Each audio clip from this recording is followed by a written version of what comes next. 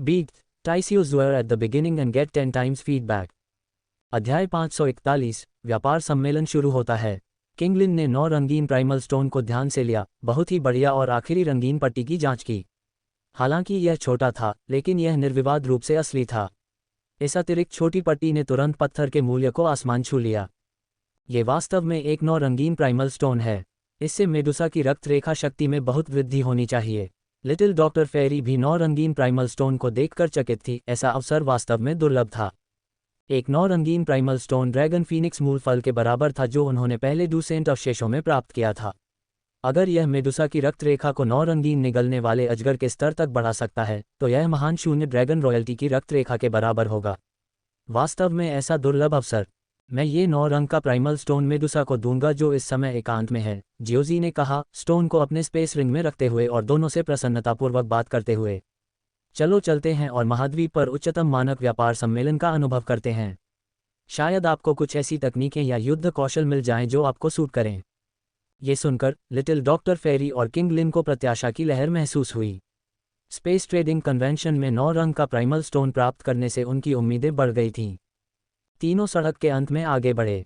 जिस हलचल भरे इलाके में वे अभी थे, उसके विपरीत ये जगह शांत और सुनसान थी। वहां एक प्राचीन मंडप खड़ा था जो सदियों से चली आ रही आभा, दुर्जय और सम्मान की भावना को प्रकट कर रहा था। मंडप के सामने ग्रे रंग के वस्त्र पहने 2 बूढ़े व्यक्ति अपनी पलकें झुकाए खड़े थे, एक अडिग उपस्थिति के साथ मूर्ति की तरह। हालांकि उनके द्वारा उत्सर्जित दुर्जय आभा ने उन्हें अनदेखा करना असंभव बना दिया। प्रवेश द्वार की रखवाली करने वाले इन दोनों के पास 6 स्टार डूज़न स्तर की आभा थी। ऐसे शक्तिशाली लोग, यहाँ तक कि जोंगजोऊ की शीर्ष सेनाओं में से जिन्हें 2 संप्रदाय कहा जाता है, सम्मानित अतिथि होंगे। स्पेस ट्रेडिंग कन्वेंशन की मेजबानी के लिए जिम्मेदार 3 प्रमुख बलों ने 2 6 स्टार डूज़न को यहाँ रक्षक और निवारक दोनों के रूप में रखा था। यह उन लोगों को विराम देने के लिए था जो सम्मेलन में परेशानी पैदा करने के बारे में सोच सकते थे, ताकि वे इन प्रमुख शक्तियों को अपमानित करने के परिणामों पर पुनर्विचार कर सकें। स्वाभाविक रूप से कोई भी इस प्रतिष्ठित मंडप में प्रवेश नहीं कर सकता था। केवल 3 प्रमुख शक्तियों द्वारा मान्यता प्राप्त और निमंत्रण रखने वाले लोग ही अंदर कदम रख सकते थे। मंडप में पहुंचने से पहले जियाओजी ने ग्रे रॉब वाले बूढ़े लोगों की ओर एक जेड कार्ड फेंका। उनमें से एक ने इसे आसानी से पकड़ लिया। कार्ड को देखकर उनके भावहीन चेहरे थोड़े बदल गए, जिससे ये पता चला कि यह शक्ति दर्शाता है। उन्होंने जियाओजी और उसके साथियों को प्रणाम किया। बूढ़े लोगों में से एक ने अपनी आस्तीन लहराई और 3 काले लबादे उनकी ओर उड़े। पिल्टॉवर से आए सम्मानित अतिथिगण, ये हमारे संप्रदाय द्वारा बनाए गए लबादे हैं जो किसी की उपस्थिति को छिपाने में सक्षम हैं, उन्होंने समझाया। यहाँ सामान्य चुप्पी को देखते हुए ये दुर्लभ है। आखिरकार अदृश्य रहना ही सबसे अच्छा है, क्योंकि सम्मेलन में सभी तरह के लोग आते हैं और कोई भी आसानी से निशाना बन सकता है। धन्यवाद, जियाओजी ने जवाब दिया, एक लबादा लिया और उसे अपने ऊपर लपेट लिया। जल्द ही उन्हें लबादा पहना दिया गया और एक अन्य भूरे रंग के वस्त्रधारी बूढ़े व्यक्ति ने उन्हें प्राचीन मंडप में ले जाया। बूढ़े व्यक्ति के मार्गदर्शन में वे मंडप में और अंदर चले गए और कुछ मिनटों के बाद एक बड़े कांस्य द्वार के सामने खड़े हो गए। बूढ़े व्यक्ति ने सम्मानपूर्वक उन्हें प्रणाम किया और फिर चुपचाप गायब हो गया। जियाओजी ने संकोच नहीं किया, उसने कांस्य द्वार को धक्का देकर खोला और प्रकाश बाहर फैल गया, जिससे एक हॉल दिखाई दिया जो शहर के चौक के आधे आकार का था। हॉल पहले से ही पत्थर की कुर्सियों पर बैठी कई आकृतियों से भरा हुआ था।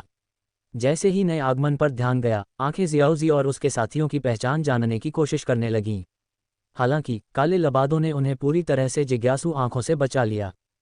जियाओजी ने चारों ओर नजर डाली। अधिकांश लोग भी काले लबादों में थे और उन्हें इन छिपी हुई आकृतियों की जांच करने की कोई जरूरत नहीं लगी। उसने लिटिल डॉक्टर फेरी और किंगलिन को पत्थर की कुर्सियों के एकांत सेट पर ले जाया, उनके चारों ओर एक स्थानिक अवरोध बनाने के लिए अपना हाथ हिलाया, ताकि छिपकर सुनने वालों से गोपनीयता बनी रहे। यहाँ एक आम प्रथा है, जैसा कि हॉल में दूसरों के चारों ओर स्थानिक तरंगों से परिलक्षित होता है। वे आने वाले व्यापारों की प्रतीक्षा करते हुए सहजता से बातचीत करते रहे। जब वे प्रतीक्षा कर रहे थे तो और भी प्रतिभागी आ गए, जिनमें एक जोड़ी भी शामिल थी जिसने जियाओजी को दूसरी बार विवेकपूर्ण नजर डालने पर मजबूर कर दिया। ऐसा लग रहा था कि उसके बड़े भाई और बूढ़े औषधि पुरुष ने इस कार्यक्रम को मिस नहीं किया था। भीड़ को देखते हुए जियाओजी ने उन्हें सार्वजनिक रूप से पहचानने का फैसला नहीं किया। जैसे ही हॉल भर गया, 100 से ज्यादा शक्तिशाली उपस्थित लोगों तक पहुंचते हुए पूरे हॉल में एक स्पष्ट गूंजती हुई घंटी बज उठी।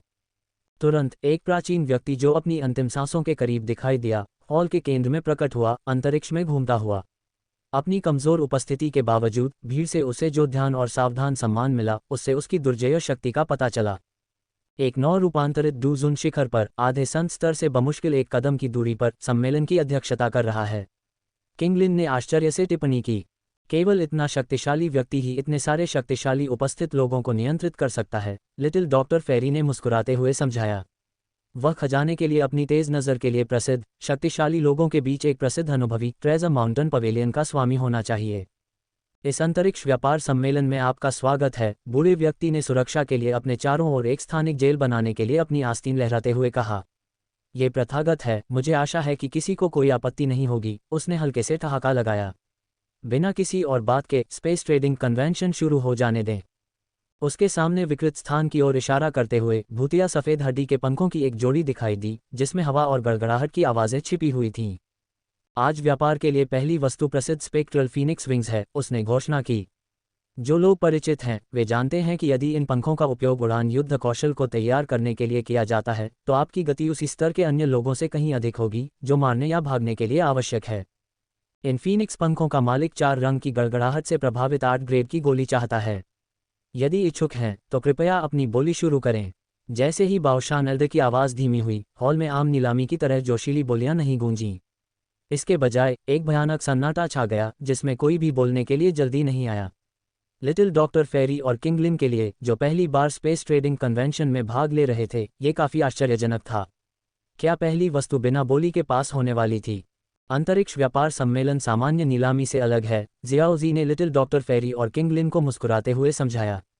जब तक विशेष परिस्थितियों में न हो, व्यापार की गई वस्तुओं का मूल्य आमतौर पर नीलाम की गई वस्तुओं से कहीं ज़्यादा नहीं होता। आखिरकार जो लोग इस स्तर तक खेती करने में सक्षम हैं वे मूर्ख नहीं हैं। स्वाभाविक रूप से अंतरिक्ष व्यापार सम्मेलन के मेजबान के रूप में नीलामी की वस्तुओं को प्राप्त करते समय वे मालिकों को उचित मूल्य निर्धारण के बारे में भी सलाह देते हैं। अनुचित कीमतों को ट्रेजर माउंटेन द्वारा अस्वीकार कर दिया जाता है, जिसके पास मना करने का अधिकार है। किसी के लिए केवल 2 रंग वाले डैनलेई के मूल्य की वस्तु की पेशकश करना और बदले में 9वीं श्रेणी की डैन दवा की मांग करना असंभव है।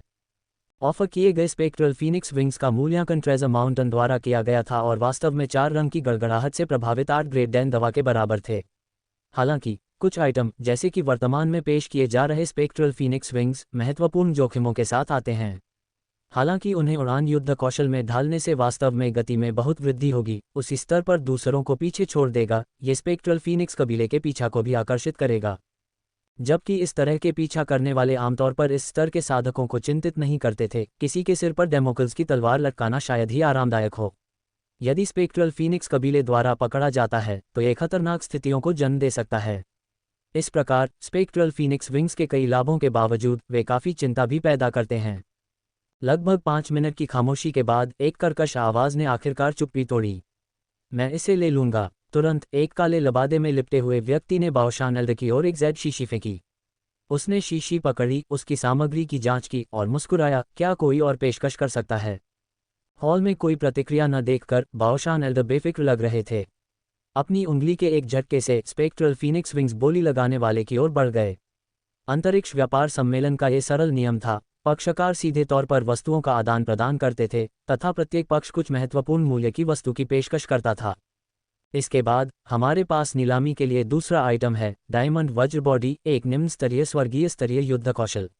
बाओशान एल्डर ने एक पीला सुनहरा स्क्रॉल बनाया, उसे प्रदर्शित किया और फिर विस्तार से बताया। ये युद्ध कौशल 1000 साल पहले ग्लेज्ड सेंट द्वारा बनाया गया था।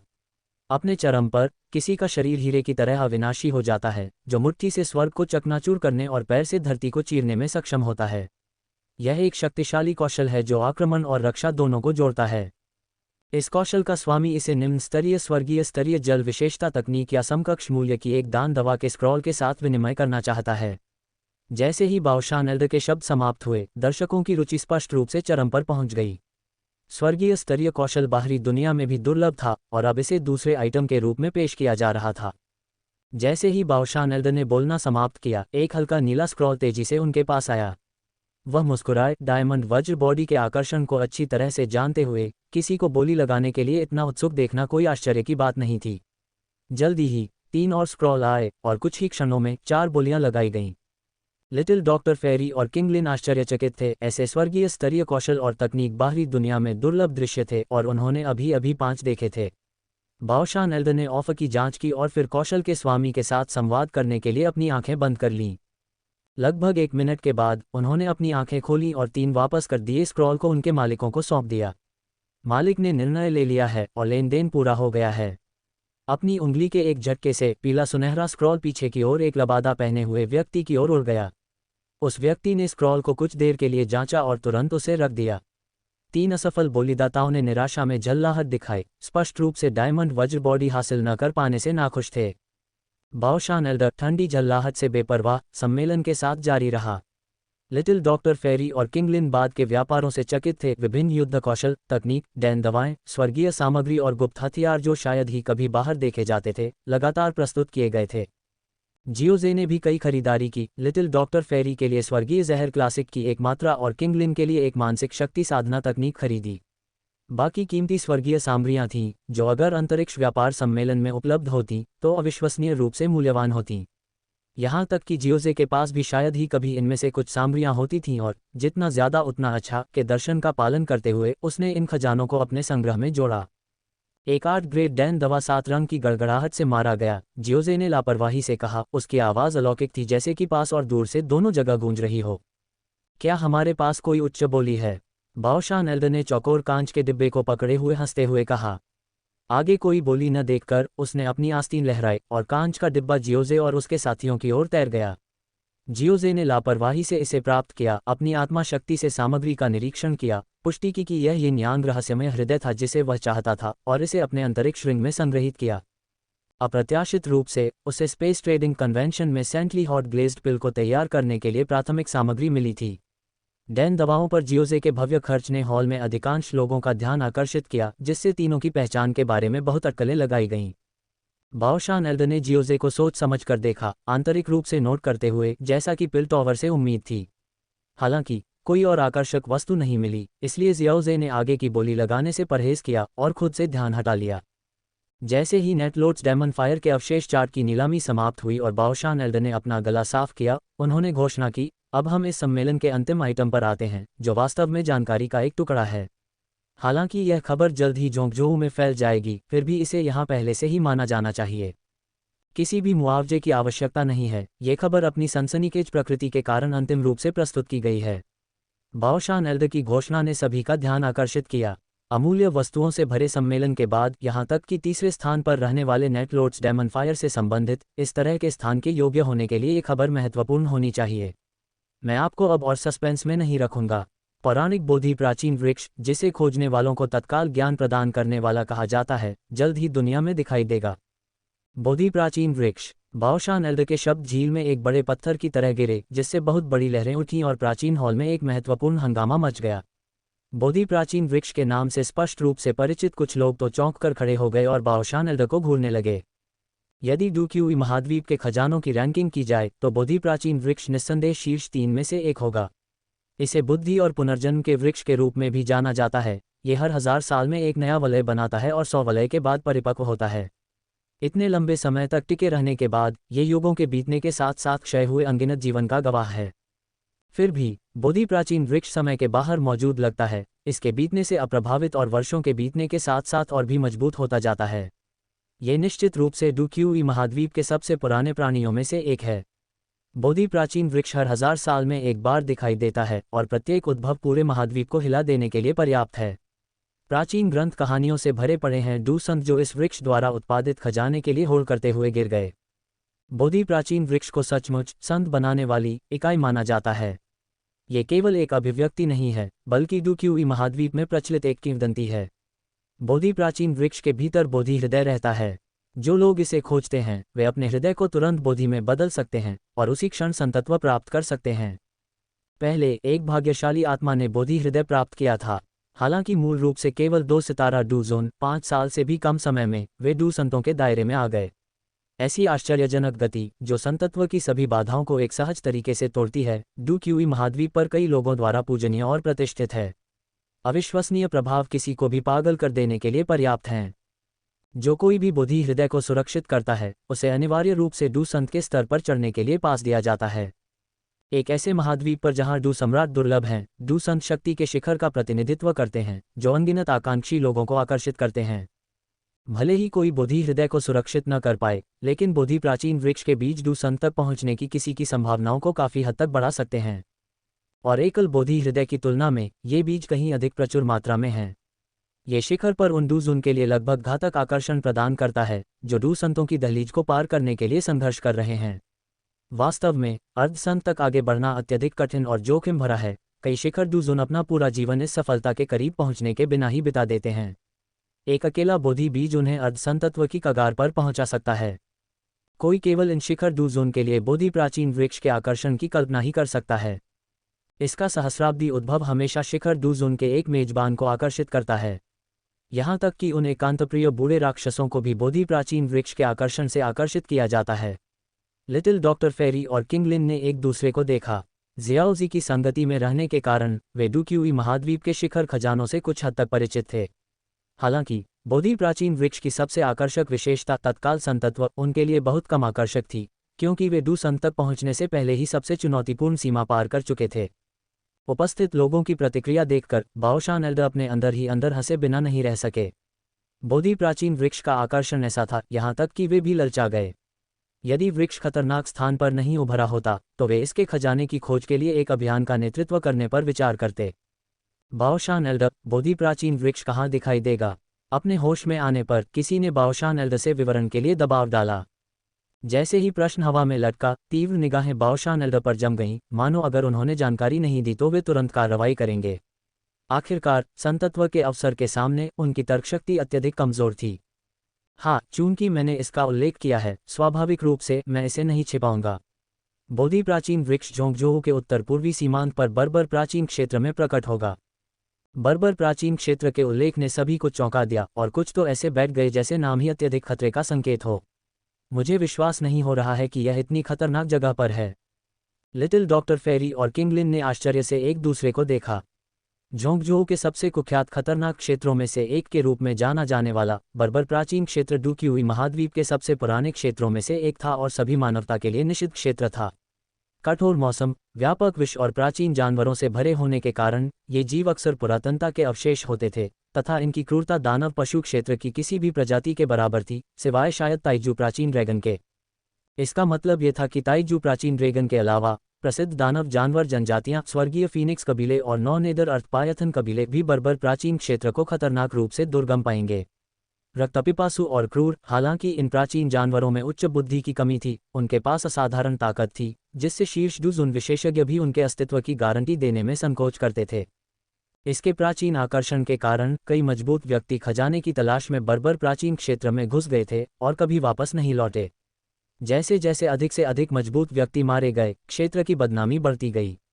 आखिरकार लगभग किसी ने भी बर्बर प्राचीन क्षेत्र में कदम रखने की हिम्मत नहीं की और इसकी भयावह प्रतिष्ठा धीरे धीरे लोगों के बीच केवल स्मृति में फीकी पड़ गई। लेकिन अब ये सोचना कि सहस्राब्दी उभरता हुआ बोधि प्राचीन वृक्ष वहां दिखाई देगा। जियाओजे, क्या हमें जाकर देखना चाहिए? किंग लिन ने जियाओजे की ओर देखा, उसकी राय जानने के लिए। जियाओजे की आंखें थोड़ी सिकुड़ गईं। तकनीकी रूप से उसे बर्बर प्राचीन क्षेत्र में जाने की कोई जरूरत नहीं थी। बोधि प्राचीन वृक्ष का सबसे आकर्षक पहलू, बोधि हृदय, जो किसी को डूसंत बना सकता था, उसके लिए बहुत कम आकर्षण रखता था क्योंकि वह पहले से ही 3 सितारा डूसंत था। इसके अलावा बोधि प्राचीन वृक्ष द्वारा उत्पन्न खतरे काफी थे। डुक्यूई महाद्वीप पर डू सम्राट के नीचे एक शीर्ष अस्तित्व के रूप में ये सावधानी बरतने के लिए पर्याप्त रूप से दुर्जय था। यहाँ तक कि तुओशे प्राचीन सम्राट के खजाने से सम्राट ग्रेड यंगपिल भी सीधे सामना होने पर लंबे समय तक इसके हमले का सामना नहीं कर सकता था। फिर भी जियाओजे भी उत्सुक था कि क्या वह बोधि प्राचीन वृक्ष के साथ एक संबद्ध बंधन प्राप्त कर सकता है। 3 संबद्ध बंधन स्थान शेष होने के साथ प्रत्येक महत्वपूर्ण रूप से महत्वपूर्ण था। डुक्यूई महाद्वीप पर एक शीर्ष अस्तित्व के रूप में बोधि प्राचीन वृक्ष जांच के लायक था। अगर यह बहुत खतरनाक साबित हुआ तो वह बस दूर से देख सकता था कि यह संबद्ध बंधन स्थान का उपयोग करने लायक है या नहीं। इस तरह के अवसर को चूकना निस्संदेह एक गहरा अफसोस होगा। बेशक, हम एक सहस्राब्दी में एक बार होने वाली ऐसी घटना को कैसे चूक सकते हैं? जियाओजे ने मुस्कुराते हुए कहा, उसकी आंखें बोधि प्राचीन वृक्ष के बारे में जिज्ञासा से भरी हुई थीं। बोधि प्राचीन वृक्ष किस तरह की संबद्ध प्रतिक्रिया दे सकता है? जब जियाओजे और उसके साथी चर्चा कर रहे थे तो प्राचीन हॉल के केंद्र में बाओशान एल्डर ने प्रसन्नतापूर्वक बात की। बोधि प्राचीन वृक्ष का हर उद्भव स्वर्ग और पृथ्वी में असाधारण घटनाओं को ट्रिगर करता है। इस महीने के भीतर आपको धीरे धीरे इसकी उपस्थिति का एहसास होना चाहिए। फिर आप सत्यापित कर सकते हैं कि मैंने जो जानकारी साझा की है वह सच है या झूठ। उपस्थित लोग बाओशान एल्डर के कथन से सहमत थे। बोधि प्राचीन वृक्ष का प्रकट होना किसी का ध्यान नहीं जाएगा, कम से कम उच्च स्तरीय साधक निश्चित रूप से इसे महसूस करेंगे। बेशक इसका मतलब यह नहीं था कि बोधि प्राचीन वृक्ष के उद्भव की बाओशान एल्डर की शुरुआती घोषणा बेकार थी। तैयारी के लिए एक अतिरिक्त महीना होने से उन्हें अन्य शक्तियों पर एक महत्वपूर्ण लाभ मिला, खास तौर पर जब से उसने खतरनाक बर्बरीक प्राचीन क्षेत्र में बोधि प्राचीन वृक्ष के उद्भव के स्थान का खुलासा किया था। वे उन क्रूर जानवरों का सामना करने के लिए अधिक अच्छी तरह से तैयार हो सकते थे। अन्य ताकतों को, भले ही उन्हें बोधि प्राचीन वृक्ष के उद्भव की असाधारण घटना का आभास हो, उनके पास तैयारी के लिए उतना समय नहीं होगा। यह मामूली लाभ अंतिम संघर्ष में सफलतापूर्वक बोधि बीज प्राप्त करने की कुंजी हो सकता है। इस विचार के साथ सभी ने इस अंतरिक्ष व्यापार कार्यक्रम में भाग लेने के लिए खुद को भाग्यशाली महसूस किया। हाँ, यह अंतरिक्ष व्यापार कार्यक्रम सफलतापूर्वक संपन्न हुआ। आने के लिए आप सभी का धन्यवाद और मैं अगले कार्यक्रम में आपसे मिलने के लिए उत्सुक हूँ, बाओशान एल्डर ने हंसते हुए कहा, इस कार्यक्रम की मेजबानी के लिए कई शक्तिशाली ताकतों द्वारा समर्थन किए जाने से प्रसन्न। मजबूत होने के अलावा बाओशान एल्डर अपनी दयालुता और व्यापक संबंधों के लिए भी जाने जाते थे। इस प्रकार जब कुछ लोग जाने लगे तो वे जाने से पहले उनकी ओर सम्मानपूर्वक सिर हिलाते या इशारा करते। जियाओजे ने सुस्ती से हाथ बढ़ाया, ये देखते हुए कि हॉल में कई लोग उसकी ओर मित्र नजरें डाल रहे थे। अंतरिक्ष व्यापार कार्यक्रम में उनकी लगातार बोली ने उन्हें सबसे सक्रिय प्रतिभागियों में से एक बना दिया था और उनके द्वारा पेश की गई उच्च स्तरीय गोलियों ने अनिवार्य रूप से ईर्ष्या को आकर्षित किया था। हालांकि जियाओजी ने बस थोड़ा सा मुस्कुराया, इसे बहुत गंभीरता से नहीं लिया। उनकी वर्तमान ताकत के साथ बुरे इरादों को पालने वालों को उनका विरोध करने के बारे में 2 बार सोचना चाहिए।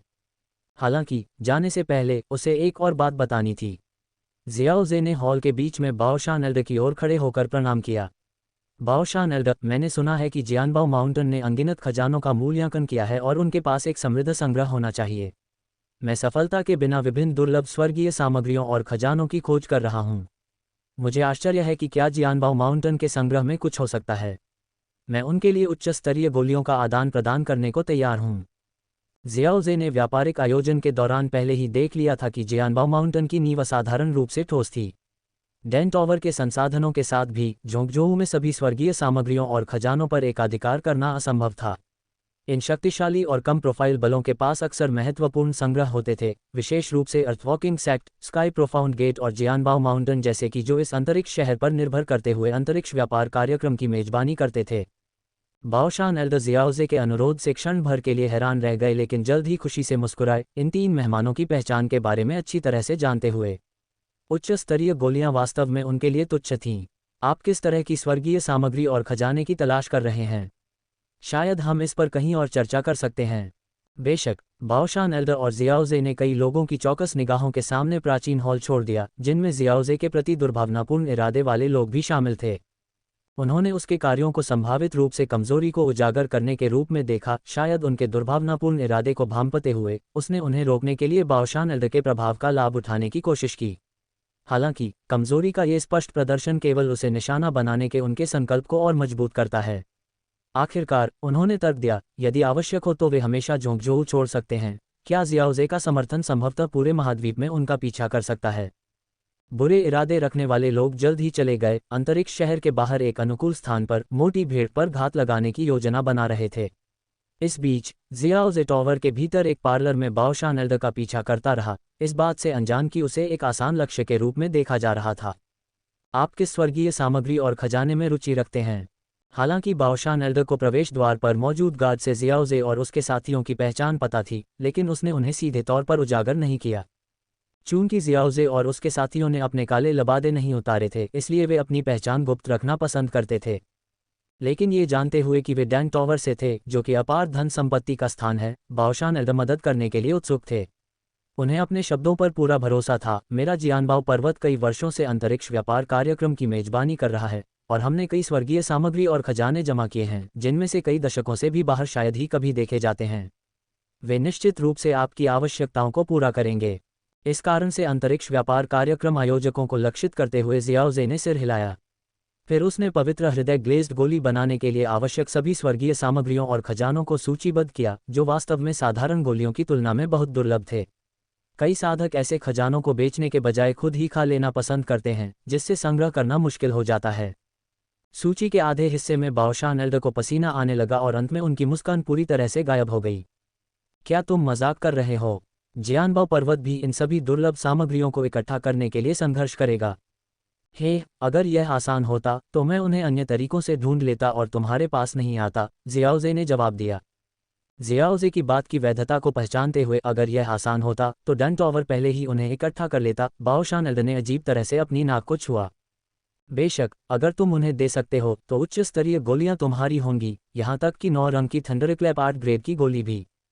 एक पल की चुप्पी के बाद 9 रंग की थंडरक्लैप 8 ग्रेड की गोली देने के मूल्य पर विचार करते हुए, कुछ ऐसा जो डैन टॉवर भी आसानी से वादा नहीं करेगा, बाओशान एल्डर ने आखिरकार कहा, कृपया मुझे एक पल दें। मैं ये देखने के लिए अन्य 2 संप्रदायों से संपर्क करूंगा कि उनके संग्रह में वह है जो तुम्हें चाहिए। मैं तुम्हारी ज़रूरत की सभी सामग्री इकट्ठा करने की कोशिश करूंगा। इस जवाब से संतुष्ट होकर जियाओजे ने सिर हिलाया। उसे वास्तव में सारी सामग्री इकट्ठा करने की उम्मीद नहीं थी, लेकिन आधी भी मिल जाने पर उसे खुशी होती। बाओशान एल्डर पूछताछ करने के लिए चले गए और तीनों मेहमान चुपचाप बैठे रहे, इस तथ्य का सम्मान करते हुए कि वे किसी और के क्षेत्र में थे। अगर उन्हें गुप्त रूप से संवाद करने की आवश्यकता होती तो वे गोल्डन ट्री विधि का उपयोग कर सकते थे। थोड़ी देर में बाओशान एल्डर संतुष्टि की नज़र से लौटे। मैंने आपको निराश नहीं किया है। तीनों संप्रदायों के प्रयासों को मिलाकर हम आपके द्वारा अनुरोधित 90% सामग्री एकत्र करने में कामयाब रहे हैं। कृपया उनकी जांच करें। टेबल पर प्रदर्शित सामग्रियों को देखकर जियाओजे सुखद आश्चर्यचकित हुआ और उन्हें सत्यापित करना शुरू कर दिया। इन तीनों संप्रदायों के संसाधन वास्तव में उनकी उम्मीदों से परे थे, ये सुझाव देते हुए कि अंतरिक्ष व्यापार कार्यक्रम ने उन्हें पर्याप्त लाभ पहुंचाया था। जियोजे ने सामग्रियों का निरीक्षण किया और पाया कि वे प्रचुर औषधीय शक्ति के साथ उत्कृष्ट स्थिति में हैं। उसने स्वीकृति में सिर हिलाया। अपनी आस्तीन को लहराते हुए गोलियों की कई बोतलें मेज पर दिखाई दीं। बाओशान एल्डर जल्दी से उन्हें जांचने के लिए आगे बढ़ा और जितना अधिक उसने जांचा उतना ही वह खुश दिखाई दिया। इन उच्च स्तरीय गोलियों की गुणवत्ता असाधारण थी, जो उसने पहले देखी गई किसी भी उच्च स्तरीय गोलियों से बेहतर थी। उन्हें वास्तव में बहुत अच्छा सौदा मिला। उच्च स्तरीय गोलियों में भी गुणवत्ता उनमें निहित ऊर्जा और औषधीय शक्ति को बहुत प्रभावित कर सकती है। सामान्य मानकों के अनुसार इन गोलियों का मूल्य जियोजे की ज़रूरत की सामग्रियों से मेल खाने के लिए पर्याप्त था, खासकर जब से उसने जो गोलियां प्रदान की थीं वे और भी उच्च गुणवत्ता की थीं। आपकी गोलियां उत्कृष्ट गुणवत्ता की हैं, इन स्वर्गीय सामग्रियों और खजानों से भी बेहतर हैं। बाओशान एल्डर ने कुछ हिचकिचाहट के साथ कहा। प्रत्येक पार्टी द्वारा लाए गए सामानों के मूल्य के अनुसार बाओशान एल्डर लाभ में था। उसे कम से कम जियोजे को एक 5 रंग की थंडरक्लैप 8 ग्रेड की गोली देनी चाहिए ताकि यह उचित विनिमय हो सके। हे, इसकी चिंता मत करो, इसे मेरे लिए इन सामग्रियों को इकट्ठा करने में आपके संप्रदायों द्वारा बचाई गई परेशानी का मुआवजा समझो, जियोजे ने बेपरवाही से कहा। इस तरह के सौदे हमेशा इच्छुक विक्रेताओं और खरीदारों के बारे में होते थे और सटीक मूल्य तुल्यता प्राप्त करना संभव नहीं था। उनकी गोलियां गुणवत्ता की परवाह किए बिना इन सामग्रियों को खरीदने के लिए पर्याप्त थीं। हालांकि उनकी बेहतर गोली बनाने की कुशलता के कारण वे बहुत अधिक मूल्यवान हो गई थीं। मुझे भविष्य में फिर से तीनों संप्रदायों के साथ सहयोग करने की उम्मीद है। हाँ, स्वाभाविक रूप से हम भी आपके साथ फिर से सहयोग करने के लिए उत्सुक हैं, बाओशान एल्डर ने दिल खोलकर हंसते हुए उत्तर दिया। डैन टॉवर की गोलियों की गुणवत्ता उनके द्वारा पहले एकत्र की गई किसी भी गोली से बहुत अधिक थी। वही गोली, लेकिन उच्च गुणवत्ता की, का मतलब था मजबूत औषधीय प्रभाव और अधिक महत्वपूर्ण सुधार। ये देखते हुए कि एक ही तरह की गोली के प्रति प्रतिरोध विकसित हो सकता है, उच्च गुणवत्ता वाली गोलियां लेना निस्संदेह अधिक फायदेमंद था। डैन टॉवर के साथ आगे के सहयोग के जबरदस्त लाभों को देखते हुए बाओशान एल्डर स्वाभाविक रूप से भविष्य के सहयोग के अवसर को नहीं छोड़ेंगे। एक सुखद आदान प्रदान के बाद जियाओजे आखिरकार विदा लेने के लिए खड़ा हुआ। बाओशान एल्डर ने व्यक्तिगत रूप से जियाओजे और उसके साथियों को प्राचीन मंडप से बाहर निकाला, अब खाली पड़े प्राचीन हॉल से गुजरते हुए जहां दुर्भावनापूर्ण इरादे वाले लोग पहले से ही अंतरिक्ष शहर के बाहर घात लगाए बैठे थे। जियाओजे के बाओशान एल्डर के साथ व्यापार की लंबी प्रक्रिया को देखते हुए ऐसी योजना न रखने वाले लोग पहले ही चले गए थे। प्राचीन मंडप से निकलने के बाद जियाओजे ने अंतरिक्ष शहर को स्कैन करने के लिए अपनी आत्मा की धारणा को बढ़ाया और फिर अपना सिर हिलाया। प्राचीन मंडप में प्रवेश करने से पहले वे पहले ही अंतरिक्ष शहर में खरीदारी कर चुके थे और वहां रुकने लायक कुछ भी नहीं बचा था। चलो पहले डैन टॉवर पर वापस चलते हैं और देखते हैं कि गठबंधन की तैयारियां कैसी चल रही हैं, जियाओजे ने जियाओली और किंगलिन के साथ अंतरिक्ष द्वार से गुजरते हुए कहा। उसने एक भान उठाए और उत्सुकता से चारों ओर देखा। हालांकि अंतरिक्ष व्यापार कार्यक्रम में हमलों पर रोक थी, लेकिन कार्यक्रम के बाहर ऐसी कोई बाधा नहीं थी। नतीजतन कार्यक्रम के ठीक बाहर कई घात लगाए गए थे। जियाओजे ने युद्ध के कई निशान भी महसूस किए। यह क्षेत्र पहले काफ़ी चहल पहल वाला रहा होगा। मुझे आश्चर्य है कि मेरे लिए यहाँ कितने लोग हैं। जियोजी ने टिप्पणी की। जियोई और किंग लिन दोनों ने उसके निहितार्थ को समझा। घटना के दौरान उनकी हाई प्रोफाइल हरकतें आसानी से लालची नज़रों को आकर्षित कर सकती थीं। क्या हम उनसे निपटें? किंग लिन ने पूछा। उसकी हरी आइरिस धीरे धीरे घूम रही थी क्योंकि वह क्षेत्र का सर्वेक्षण कर रही थी और घात लगाए बैठे लोगों की ताकत का आकलन कर रही थी। ताकत में असमानता ने उसे काफ़ी बेफिक्र कर दिया। जब तक उनकी संख्या चरम पर नहीं पहुंच जाती, वे जियोजी जैसे डूसंत के लिए कोई वास्तविक खतरा नहीं थे। चलो इसे जांचते हैं। मुझे उनके बीच कुछ विशेष रूप से दुष्टों की मौजूदगी का आभास होता है। जियोजी ने थोड़ी देर के लिए हिचकिचाहट दिखाई। मूल कहानी में यहाँ यून्यू संप्रदाय के 3 कुख्यात राक्षसों की मौजूदगी का संकेत दिया गया था। अगर वे वास्तव में यहाँ थे तो वह उनका ख्याल रख सकता था। धमाका। जियोजी और उसके साथी दुष्टों की मौजूदगी के सबसे मजबूत जमावड़े की ओर बढ़े। जैसे ही वे पास पहुंचे, काले कपड़े पहने 3 आकृतियां उनकी ओर दौड़ीं। जियोजे ने उनकी भ्रष्ट आभा को महसूस करते हुए अपनी आंखें सिकोड़ लीं। वास्तव में ये यून्यू संप्रदाय के 3 राक्षस थे। अपनी विकृत और विचित्र प्रथाओं के लिए जाने जाने वाले यून्यू संप्रदाय ने महिला साधकों का शोषण करके शक्ति अर्जित की, जिसे मांस कड़ाही के नाम से जाना जाता है। वे उत्कृष्ट साधना प्रतिभा वाली युवा लड़कियों को तैयार करते थे, उन्हें दशकों तक साधना करने देते थे और फिर एक विशेष विधि के माध्यम से उनकी क्यूई का उपभोग करते थे, जिससे उनकी खुद की शक्ति नाटकीय रूप से बढ़ जाती थी। ये क्रूर विधि, जिसके परिणामस्वरूप अक्सर पीड़ित की थकावट से कुछ ही दिनों में मृत्यु हो जाती थी, ने कई साल पहले जोंगजोऊ में बलों के गठबंधन द्वारा संप्रदाय के लगभग विनाश का कारण बना था। दिलचस्प बात यह है कि नेट लॉर्ड्स डेमन फायर के चार्ट की नीलामी याओ लाओ ने जीती, जिससे वह घटना टल गई जिसमें याओ लाओ और जियाओ यान को यून्यू संप्रदाय के 3 राक्षसों से लड़ना पड़ सकता था। इतनी बड़ी अप्रत्याशित सफलता की उम्मीद नहीं थी। तीनों में से सबसे शक्तिशाली व्यक्ति जियाओ यी और किंग लिन को देखकर भयावह रूप से मुस्कुराया। अपनी गोलियां अच्छे से सौंप दो, नहीं तो जब हम शुरू करेंगे तो तुम्हें बेवजह तकलीफ होगी। बॉस, विनम्र होने की क्या जरूरत है? आदमी को मार डालो, औरतों को रखो। दूसरे व्यक्ति ने भयंकर नज़र से धमकी भरे अंदाज में सुझाव दिया। तीसरा व्यक्ति खुद को रोक नहीं पाया। उसने जियाओई पर हमला किया, जिसने इन 3 राक्षसों द्वारा प्रेरित घृणा का ठंडा जवाब दिया। उसके हाथ की एक लहर के साथ बैंगनी ग्रे जहर के धुंध की एक पट्टी ने हमलावर को घेर लिया। इतनी तेजी से आगे बढ़ रहा था कि वह प्रतिक्रिया नहीं कर सका। जहर के असर के साथ ही उसकी दर्दनाक चीखें हवा में भर गईं, जिससे अन्य 2 राक्षस घबरा गए। अभी कार्रवाई करो, तीसरे को बचाओ। लेकिन जियाओजे एक ठंडी हंसी के साथ उन्हें आसानी से छोड़ने वाला नहीं था। उनके द्वारा किए गए अत्याचारों की तुलना में एक साधारण मौत भी बहुत दयालु होगी। उसने शुद्ध, अत्यधिक विषैले 7 रंग के तरल की 2 बूंदों में एक भयावह जहर डाला और इसे 2 अप्रस्तुत राक्षसों के शरीर में इंजेक्ट कर दिया। तुरंत उनके चेहरे पर पीड़ा के भाव उभर आए, जैसे कि उन्हें किसी भयानक यातना के अधीन किया गया हो। जियोजे ने यह भी सुनिश्चित किया कि तीसरे दानव को उसका हिस्सा मिले, इससे पहले कि जियोई ने जहर के कोहरे को वापस ले लिया ताकि ओवरडोज से तत्काल मृत्यु को रोका जा सके। वह जानती थी कि जियोजे नहीं चाहती थी कि ये तीनों आसानी से मर जाएं। उनके चारों ओर गूंजती भयानक चीखें उनके भाग्य की एक कठोर याद दिला रही थीं। उजाड़ रेगिस्तान के भीतर जियोजे ने प्रलयकारी जहर को परिष्कृत करने पर ध्यान केंद्रित किया। इसे यून्यू संप्रदाय के 3 पुराने राक्षसों के शरीर में इंजेक्ट किया। इससे अत्यधिक पीड़ा हुई। उनकी चीखें पूरे क्षेत्र में गूंज उठीं, एक कर्कश दहाड़ में बदल गईं। मानव बिच्छू का चेहरा विचित्र रूप से मुड़ गया क्योंकि उसने अपना मुंह चौड़ा किया, लेकिन कोई आवाज़ नहीं निकली। शुरुआती चीखें इतनी तीव्र थीं कि आसपास के मजबूत व्यक्ति रुक गए, बहुत आशंकित होकर पास जाने के लिए। चीखें बहुत तेज थीं। जियोई और किंग लिन ने ठंडेपन से देखा। उनकी आंखों में इन नीच पुराने राक्षसों के लिए कोई दया नहीं थी जो अपनी शक्ति बढ़ाने के लिए महिलाओं का इस्तेमाल कड़ाही के रूप में करते थे। वे इन राक्षसों को टुकड़े टुकड़े करने के अलावा और कुछ नहीं चाहते थे, इसलिए दया का सवाल ही नहीं उठता था। जियाओजे ने राक्षसों को वज्र की शक्ति से बांध दिया, जिससे वे स्थिर हो गए। फिर उसने अपनी आत्मा की शक्ति का उपयोग करके उनकी उंगलियों से अंगूठियां निकाल लीं। उनके अभी भी शक्तिशाली आत्मा छापों के बावजूद जियाओजे की विशाल आत्मा शक्ति का सामना करने से इन छापों को तोड़ना आसान हो गया, यहाँ तक कि उनकी आंखों के सामने भी। बिच्छू राक्षसों ने अपनी आत्मा छापों के टूटने को महसूस किया और अपने तीव्र दर्द के बीच फटी आंखों से जियाओजे को घूरा।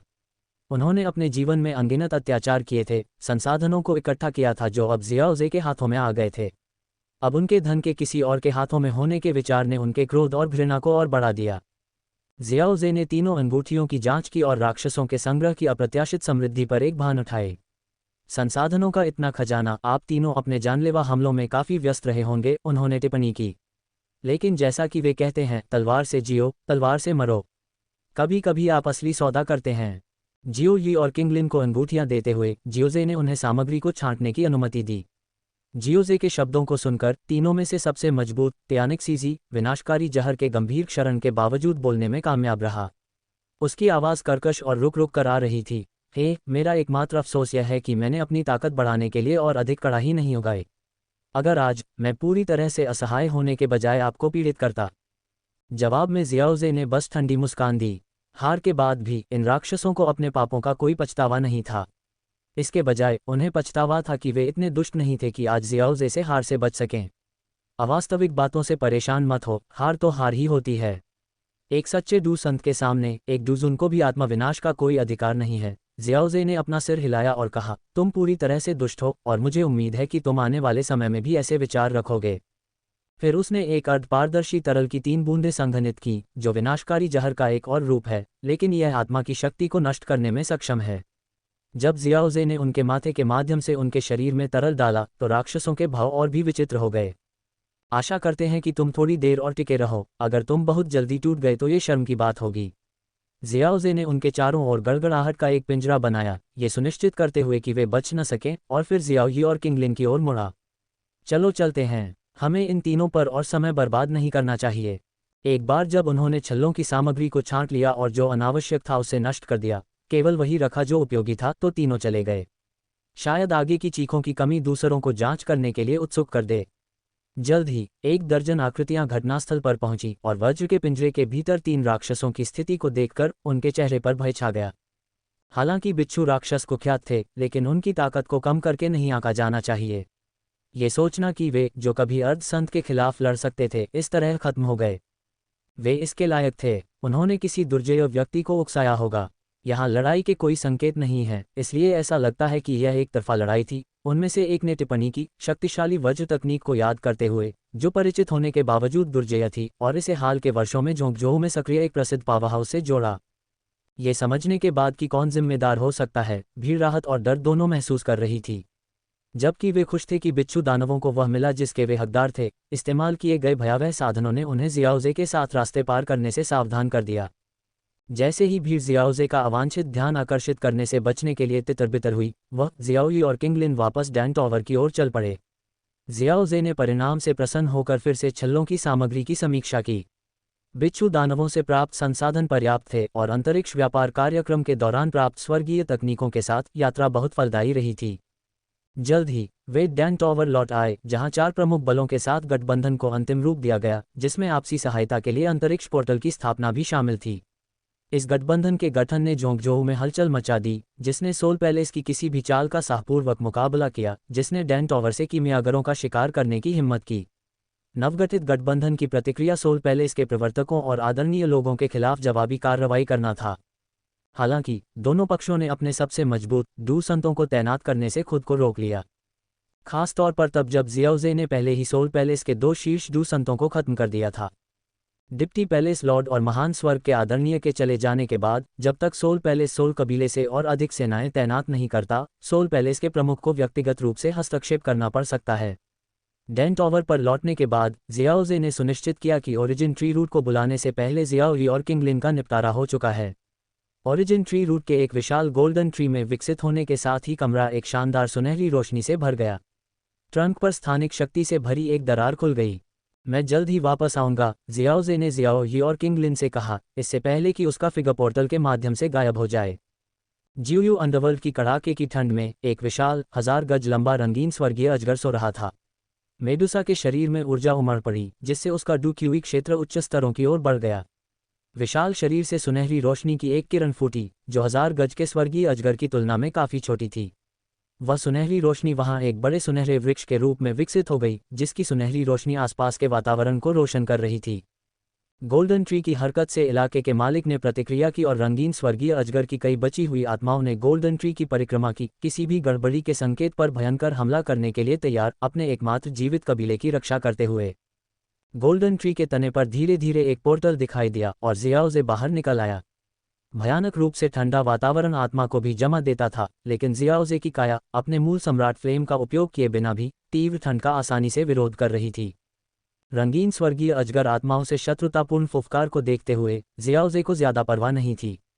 शून्य स्थान के अंदर रंगीन स्वर्गीय अजगर रक्तरेखा का प्रतिनिधित्व करने वाले मूल वृक्ष की शाखा थोड़ी कांप उठी और रंगीन स्वर्गीय अजगर की एक अत्यंत शुद्ध आभा अचानक जियाओजे से उभरी। गैर संवेदनशील रंगीन स्वर्गीय अजगर आत्माएं तुरंत भ्रमित हो गईं, लेकिन जियाओजे के चारों ओर चक्कर लगाती रहीं।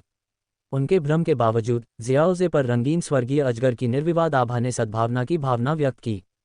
ये आत्माएं अवशिष्ट आत्माओं को पीछे छोड़ने में सक्षम होने के बावजूद बुद्धिमत्ता की कमी रखती थीं।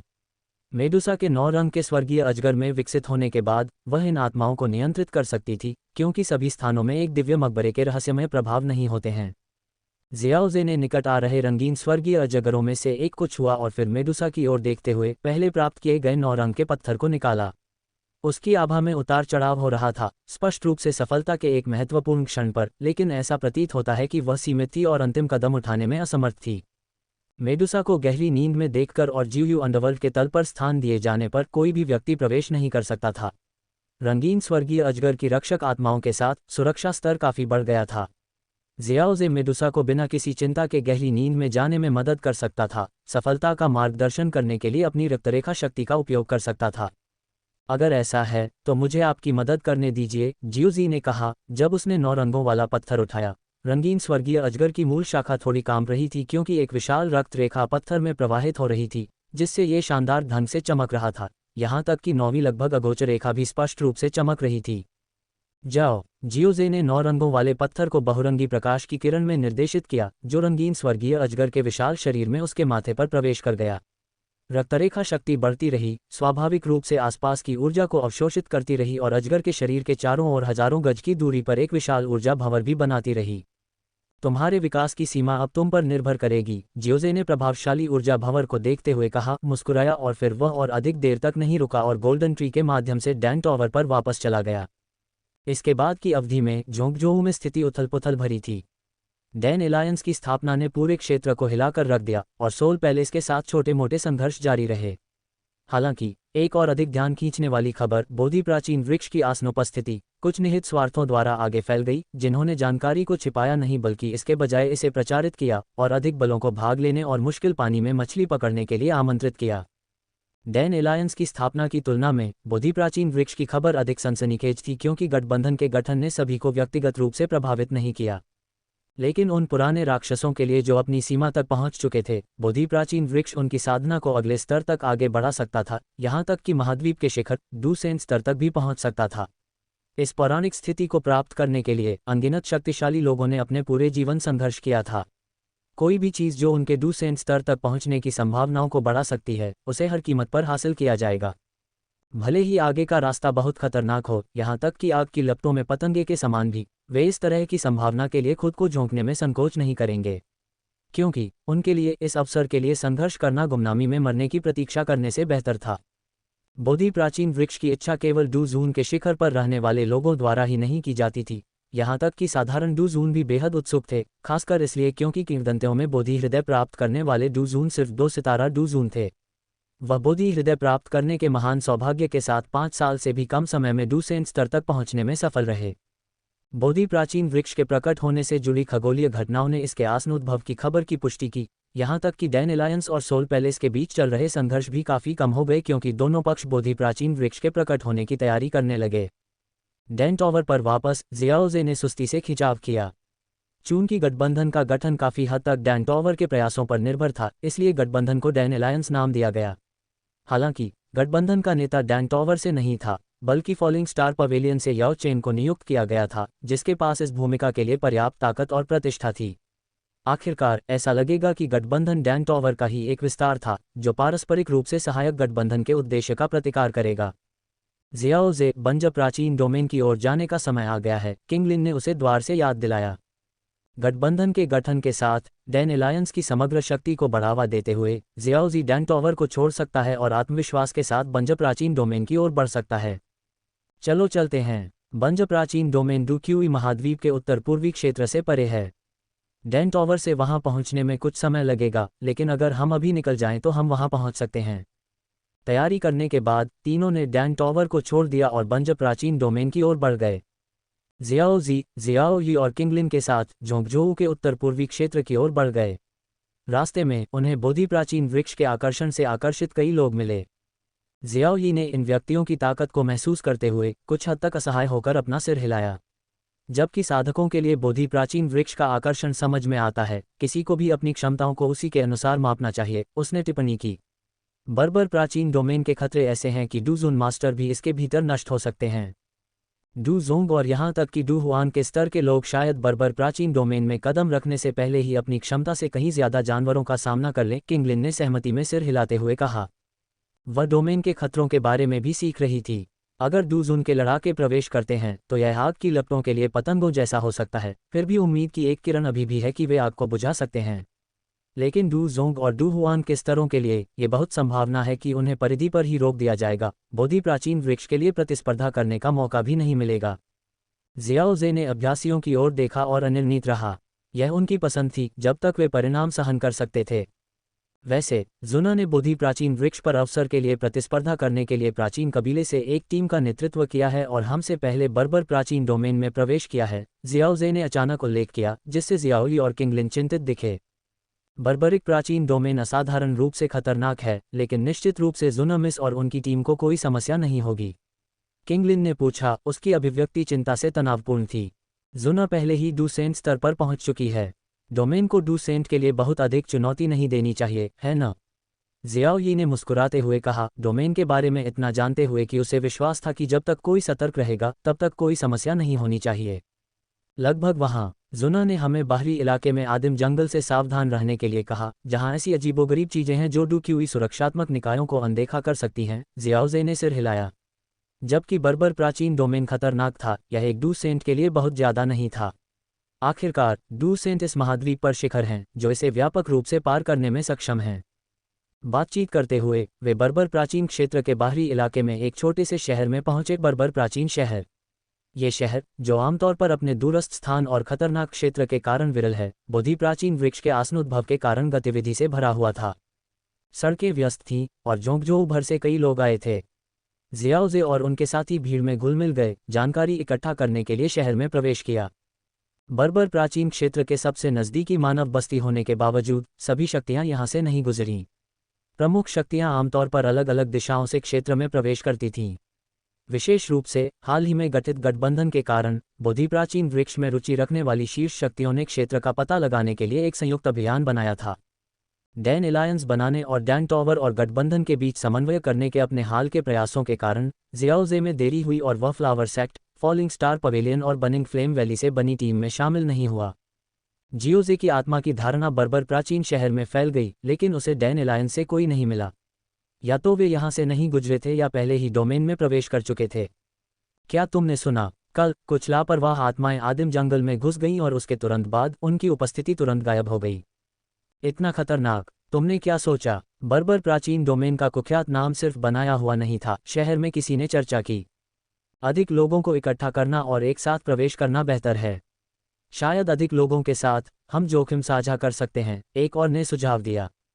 जैसे जैसे वे आगे बढ़े, जियोजे और उनके साथियों ने चर्चाओं को सुना और समझा कि बर्बर प्राचीन शहर में इतने सारे लोग क्यों इकट्ठे हुए थे।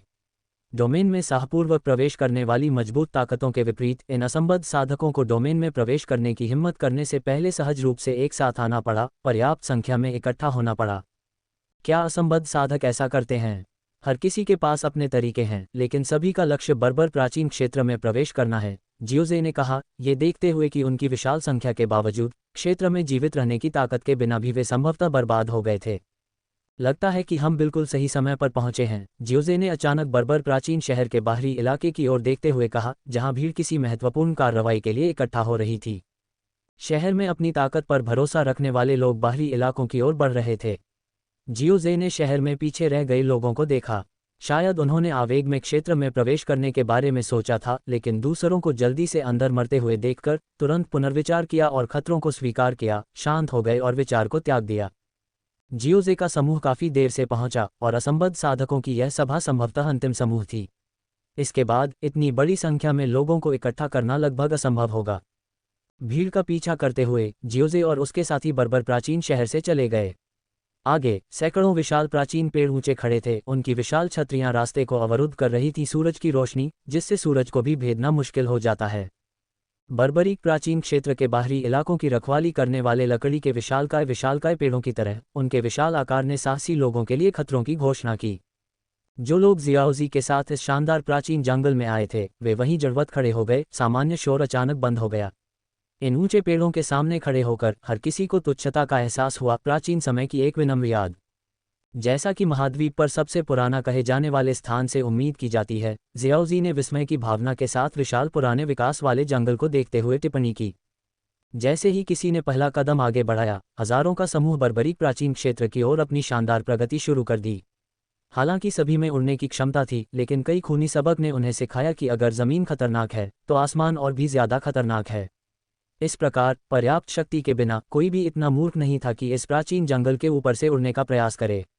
जिन्होंने कोशिश की थी वे इन ऊंचे पेड़ों के लिए पोषण बन गए, जिससे वे और भी मजबूत हो गए। थोड़ी देर इंतजार करने के बाद जब भीड़ कम हो गई तो जियोई और किंगलिन के साथ प्राचीन जंगल में आराम से प्रवेश कर गया। प्राचीन जंगल के ऊंचे पेड़ों ने सूरज की रोशनी को भी रोक दिया था। जैसे ही वे जंगल में कदम रखते, रोशनी तुरंत मंद हो जाती और जंगल में गहराई से देखने पर घना अंधेरा हो जाता। इसमें प्रवेश करते ही सड़ती हुई वनस्पतियों की गंध और भी तेज हो जाती, जो अंदर जाने वालों की नाक में आक्रामक रूप से घुस जाती। घना अंधेरा वातावरण सड़न की व्यापक गंध के साथ मिलकर इस जगह को मौत की भूमि जैसा बना देता था, जो अंदर जाने वालों के प्रति द्वेष से भरी होती थी। जियाओजी और उसके साथी तेजी से विशाल पेड़ों के बीच से गुजरते हुए जंगल में और भी गहराई में उड़ते चले गए। कभी कभी वे डूक्यूई की चमक को क्षेत्र को रोशन करते हुए देख सकते थे, जो अनंत अंधकार को चीरती हुई प्रतीत होती थी। हालांकि वहां केवल हजारों लोग थे, लेकिन प्राचीन जंगल विशाल था। जब तक वे जानबूझकर एक साथ नहीं रहते, जंगल में बिखरे ये हजारों लोग झील में फेंके गए रेत के कणों की तरह थे, जिनका फिर से सामना करना मुश्किल था। हालांकि इसका मतलब यह नहीं था कि वे अपने साथी यात्रियों के भाग्य के बारे में नहीं जान सकते थे। अचानक एक तीखी चीख सामने गूंजी, ऐसा लग रहा था जैसे किसी ने किसी भयानक प्राणी का सामना किया हो। तुरंत उनकी जीवन शक्ति तेजी से कम होती चली गई और पलक झपकते ही गायब हो गई। आसपास के लोगों ने, जिन्होंने इसे महसूस किया, डर से कांप उठे। कुछ ने तो घबराकर इधर उधर देखा, मानो अंधेरे से कोई निकलकर उन पर हमला करने वाला हो। क्रैक! अचानक गरजने की हल्की आवाज सुनाई दी। काली बिजली गरजने के पर्दे में बदल गई, जो आगे के क्षेत्र में फैल गई। अचानक खाली जगह, जो कुछ भी नहीं लग रही थी, चीखने की आवाजों की एक श्रृंखला का उत्सर्जन करने लगी। जियोजे की हरकत को देखकर जियोई और किंगलिन ने अपनी आंखें थोड़ी सिकोड़ लीं, लेकिन किसी दुश्मन को नहीं देख पाए। हालांकि उन्होंने सवाल किया कि चीख कहां से आ रही थी। ये जहरीली गैस लगती है, जियोई ने अनिश्चितता से कहा। उसके विप्तिपूर्ण विषैले शरीर ने उनके चारों ओर एक विषैले कोहरे के उभरने को महसूस किया। नहीं, वे जहरीले कीड़े हैं जो नंगी आंखों से दिखाई नहीं देते। धूल के कणों से भी छोटे ये छोटे कीड़े जब इकट्ठे होते हैं तो जहरीली गैस के बादल की तरह दिखाई देते हैं, जियाओजी ने समझाया।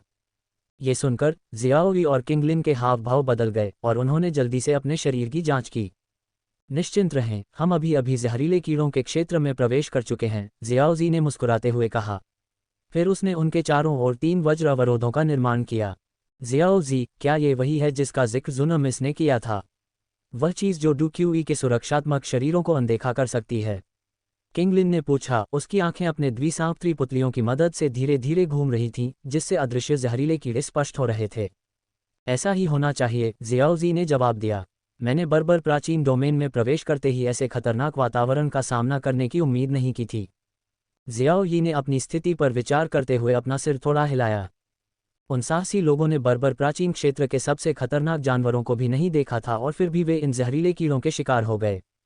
जीवन और मृत्यु पहले से ही तय है, ये उनके अपने विकल्प थे और उन्हें उन विकल्पों के परिणाम भुगतने होंगे, जियाओजी ने जंगल में आगे बढ़ते हुए कहा। जैसे जैसे वे जहरीले कीड़ों के क्षेत्र में प्रवेश करते गए, चीखें और भी ज्यादा तेज होती गईं। ऐसी भयावह परिस्थितियों ने काफ़ी अशांति भी पैदा की, जिससे कई लोग पीछे हटने के बारे में सोचने लगे। उनके चारों ओर वज्र अवरोधों की पतली परत के बावजूद भीतर की काली राक्षसी गड़गड़ाहट विनाशकारी शक्ति से भरी हुई थी।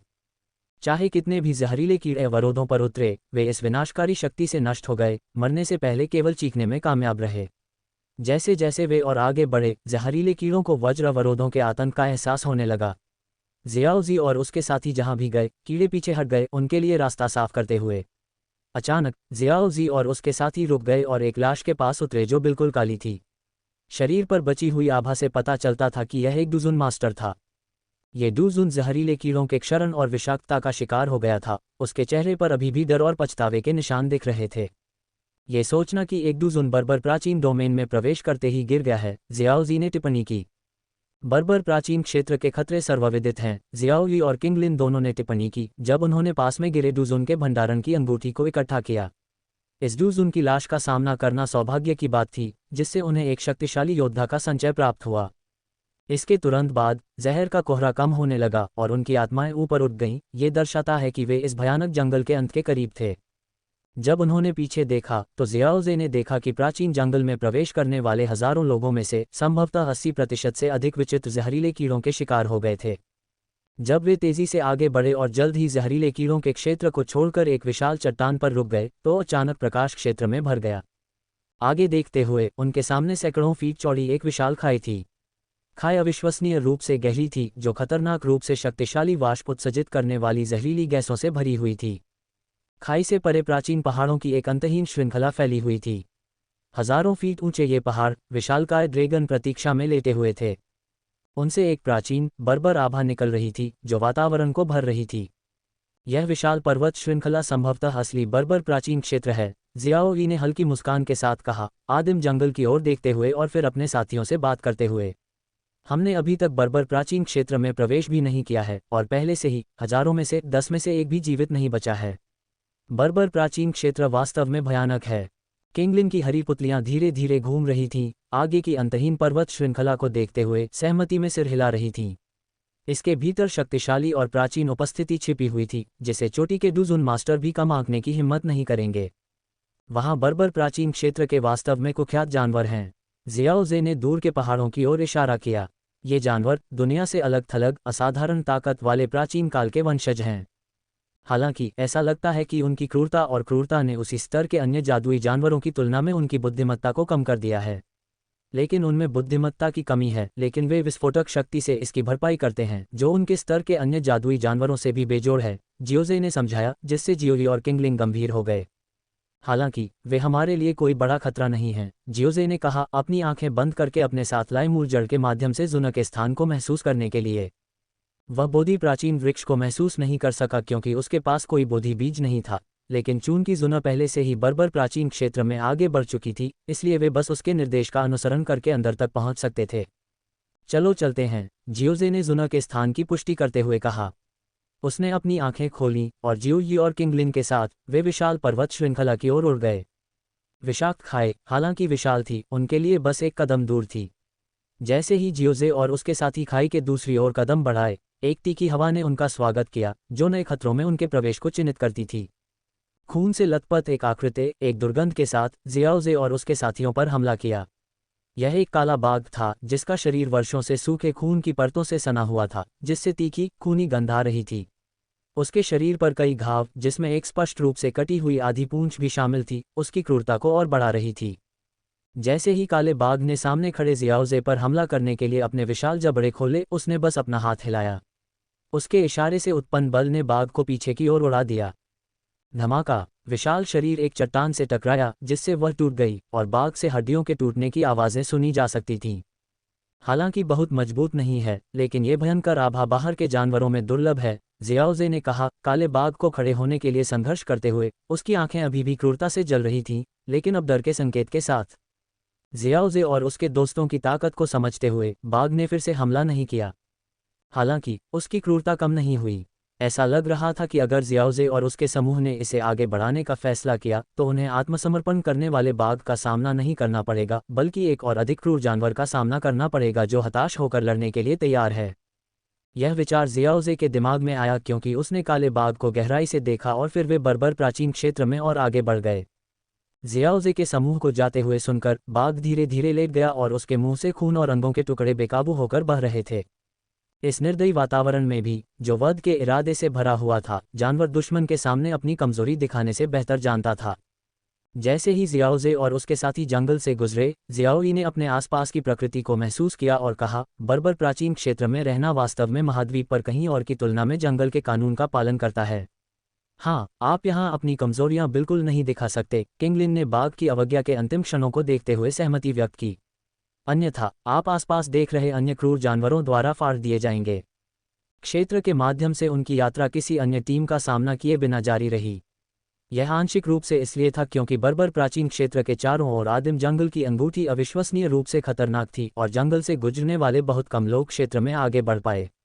इसके अलावा बर्बर प्राचीन क्षेत्र की विशालता को देखते हुए, जब तक कि कोई असाधारण लड़ाई न हो जो ऊर्जा में उतार चढ़ाव फैलाती हो, मजबूत योद्धाओं का आना समुद्र में एक बूंद की तरह महसूस होता था जिससे मुठभेड़ दुर्लभ हो जाती थी।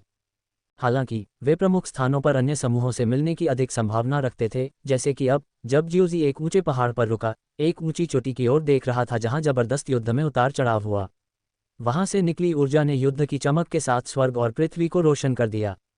एक अज्ञात टीम, लेकिन उनके पास 2 शीर्ष डूजन मास्टर्स हैं, किंगलिन ने कहा। उसकी हरी आंखें थोड़ी देर के लिए चमक उठीं, फिर उसने मुस्कुराया और अपने साथियों के साथ साझा किया। बोधि प्राचीन वृक्ष का बोधि हृदय वास्तव में उन एकांतप्रिय पुराने राक्षसों के लिए एक अनूठा आकर्षण है। जियाओ यी ने कुछ हद तक भावुक होते हुए कहा, हम बर्बर प्राचीन क्षेत्र की गहराई तक भी नहीं पहुंचे हैं और हम पहले से ही 2 शीर्ष डूजन स्तर के पुराने राक्षसों का सामना कर चुके हैं। जैसे ही उन्होंने बात की, एक गर्जना आकाश में गूंज उठी। एक काले सर्प की पूंछ का एक खंड, जो अविनाशी प्रतीत होता है, शून्य से होकर गुजरा, जिससे 2 आकृतियां अपने मुंह से खून उगलते हुए वापस उड़ गईं। जियाओजे ने लापरवाही से टिप्पणी करते हुए कहा, मुझे यहाँ 5वें परिवर्तन शिखर डूजोन स्तर के प्राचीन स्वर्गीय दानव अजगर की उम्मीद नहीं थी। सामान्य परिस्थितियों में वे इतनी जल्दी नहीं गिरते, ये भी ध्यान में रखते हुए कि 2 शीर्ष डूजोन मास्टर्स, जो पहले से ही उम्र के कारण कमजोर हो चुके थे, उनकी लड़ने की क्षमता में काफी कमी आई थी। प्राचीन स्वर्गीय दानव अजगर की जबरदस्त शक्ति ने दोनों आदरणीय स्वामी को सतर्क कर दिया। बिना किसी हिचकिचाहट के वे जल्दी से पीछे हट गए। शो खत्म हो गया है, अब आगे बढ़ने की हमारी बारी है। प्राचीन स्वर्गीय दानव अजगर के प्रभुत्व वाली इस पर्वत श्रृंखला को पार करके और थोड़ा आगे बढ़ते हुए हमें मध्य भाग को पार करना चाहिए और प्राचीन क्षेत्र के मंच पर पहुंचना चाहिए। जियोजे ने योजना बनाई, ये देखते हुए कि हालांकि वे पहुंचने वाली प्रमुख सेनाओं में से आखिरी थे, उनकी गति उचित थी। जियोजे, क्या मुझे कार्रवाई करनी चाहिए? किंगलिन ने जियोजे की ओर पलकें झपकाते हुए पूछा। बेशक, भले ही ये केवल 5वां परिवर्तन शिखर डूजून है, लेकिन हर छोटी चीज मायने रखती है, जियोजे ने पुष्टि की। जियोजे की स्वीकृति के साथ किंगलिन ने शान से ऊंचे पहाड़ की ओर उड़ान भरी। पहाड़ जल्द ही बादलों से ढक गया, जो धीरे धीरे शांत हो गए। किंगलिन की जन्मजात क्षमता, उसके बेहतर डूक्यू स्तर के साथ मिलकर, प्राचीन स्वर्गीय दानव अजगर को उसकी क्रूरता के बावजूद आसानी से वश में कर लिया। जब तक जियोजे और जियोई पहाड़ की चोटी पर पहुंचे, सैकड़ों मीटर लंबा प्राचीन स्वर्गीय दानव अजगर किंगलिन के प्रभुत्व को स्वीकार करते हुए जमीन पर विनम्रतापूर्वक लेटा हुआ था। जियोजे, अजगर ने मुझे स्वर्गीय दानव रक्तपूल बनाने की अपनी जनजाति की परंपरा के बारे में बताया, किंगलिन ने बताया। ब्लड पूल प्राचीन स्वर्गीय दानव अजगरों के लिए एक विरासत स्थल है जो सदियों से बना हुआ है, जिसमें विभिन्न स्वर्गीय सामग्री और खजाने एकत्रित किए गए हैं। समय के साथ ये जबरदस्त ऊर्जा जमा करता है। साधारण लोग प्रवेश करने के कुछ ही क्षणों में ऊर्जा से फट जाते हैं। केवल प्राचीन स्वर्गीय दानव अजगर के वंशज ही ऐसी दुर्जय शक्ति का सामना कर सकते हैं। यदि वे जीवित रहते हैं तो प्रचुर मात्रा में ऊर्जा न केवल उनके डूक्यू स्तर को बढ़ाती है, बल्कि उनके शरीर को भी काफी मजबूत बनाती है। अपनी थोड़ी को छूते हुए जियोजी ने टिप्पणी की, यह एक खजाने की जगह की तरह लगता है। चलो इसे एक साथ देखते हैं। हालांकि वह बहुत अधिक आशान्वित नहीं था। जबकि स्वर्गीय दानव रक्तपूल वास्तव में एक खजाना था, साधारण स्वर्गीय सामग्रियों और खजानों के प्रभाव उनके लिए उनके वर्तमान स्तरों पर आमतौर पर कम हो गए थे।